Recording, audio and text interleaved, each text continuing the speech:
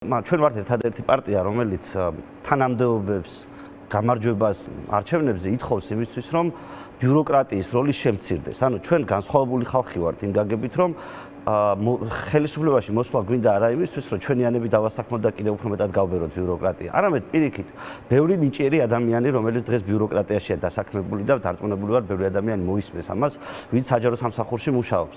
ჩვენ მათთვის გვაქვს, ჩემი აზრით, იდეალური შეთავაზება. მე ყოფილა რამდენიმე წელი ვიყავი საჯარო მოსამსახურე.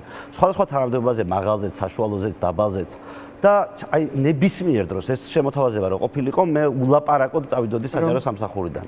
რომ ჩვენ მზად ვართ ხელისუფლებაში მოსვლის შემთხვევაში გადავუხადოთ ყველა საჯარო მოსამსახურეს 3 წლის ხელფასი ყოველთვიურად, იმ პირობით, თუ ისინი წავლენ საჯარო სამსახურიდან და არასოდეს არ დაბრუნდებიან.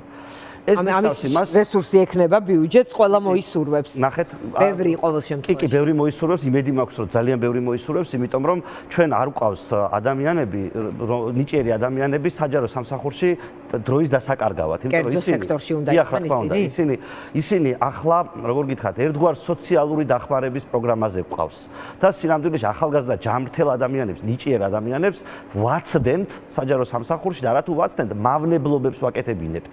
და ჩვენ გვინდა რომ აი წარმოიდგინეთ ამ ადამიანებს კი გადავუხდეთ მარტო პოლიცია და ჯარი უნდა იყოს. ნახეთ, პოლიციაც ძალიან გაბერილია ფიზიკურად და ტექნოლოგიების განვითარებასთან ერთად პოლიციელების რაოდენობაც უნდა შემცირდეს და ეს ჩვენი შეთავაზება პოლიციელებსაც ეხებათ.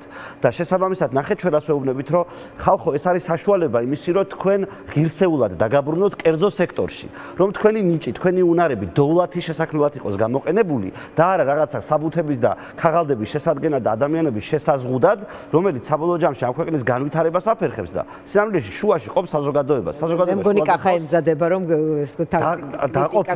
დაყოფილი. ამიტომ ზოგადად მე ვფიქრობ, რომ თუ გვისმენენ საჯარო მოსამსახურეები, მართლა ყველაზე დრო დაფიქრდე, ყველაზე კარგი შემოთავაზება გვაქვს, რომ 3 წლის განმავლობაში მიიღებ არსებულ ხელფასს და დაიწყებ ახალ საქმეს.